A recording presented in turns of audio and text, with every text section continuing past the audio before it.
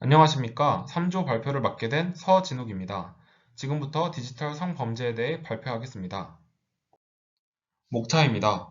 다음과 같은 순으로 발표하도록 하겠습니다.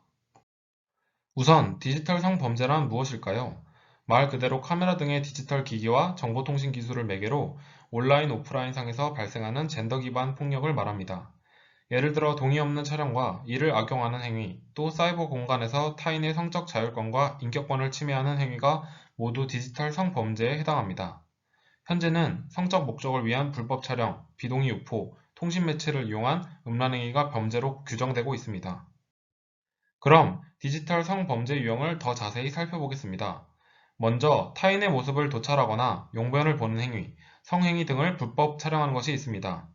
이 외에도 촬영물을 사이버 공간, SNS 등에 비동의 유포하는 것, 성적인 댓글을 담겨 모욕을 주는 등의 성적 괴롭힘, 사이트의 사업자 및 이용자가 촬영물을 유통 및 공유하는 것, 유포 협박, 피해자의 사진을 성적인 사진과 합성 후 유포하는 것이 바로 디지털 성범죄의 유형입니다. 디지털 성범죄물의 범위는 첫째, 변형 카메라 이용 불법 촬영물, 둘째, 딥페이크 등의 합성 편집물, 셋째, 아동 청소년 이용 음란물, 마지막으로 비동의 유포 영상물입니다. 디지털 성범죄는 여러 매스컴에서도 자주 다루고 있는 주제입니다. 이처럼 사회 속 큰 영향을 미치고 있는 디지털 성범죄에 대해 우리는 경각심을 가질 필요가 있습니다. 디지털 성범죄 사례를 간단히 살펴보겠습니다. 먼저 양진호 웹하드 카르텔 사건입니다. 양진호는 웹하드 업체를 불법 성착취 영상물의 플랫폼으로 사용해 수익 창출을 했습니다. 그는 불법 자료를 거르는 필터링 업체와 유착해 불법 영상을 적극적으로 유통했습니다. 또한 피해자에게 직접 돈을 받고 영상을 삭제해주는 등 피해자들에게 2차 가해를 한 사건입니다. 다음으로 손정우 웰컴 투 비디오 사건입니다. 웰컴 투 비디오는 사이트의 이름인데 이용자만 128만 명에 이르는 세계 최대 규모의 불법 아동 성착취 영상물 유통 사이트입니다. 이 사이트의 영상들 중엔 생후 6개월 된 아기도 있었습니다. 손정우는 사이트 운영자로 25만 건의 아동 성착취 영상물을 유통하였습니다.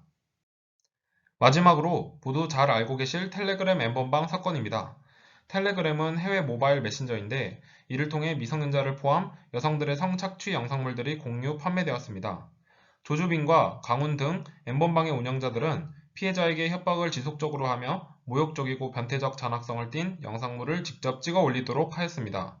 또 추적이 어려운 금품을 받은 뒤 영상물을 공유, 유포하는 등 치밀하게 범죄를 저지른 사건입니다.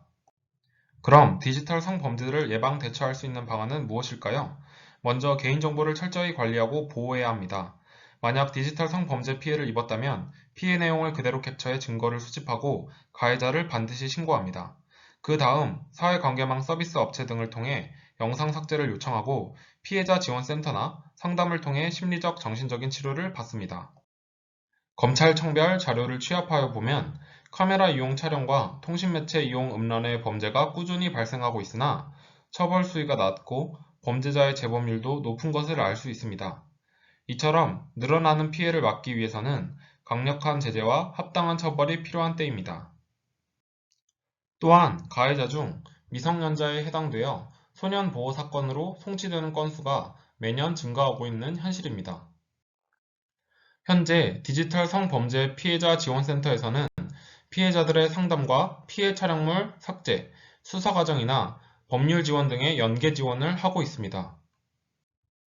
전화 상담 및 신고는 24시간 가능하고 여성 긴급 전화는 1366입니다. 상담 신청은 온라인이나 전화를 통해 가능합니다.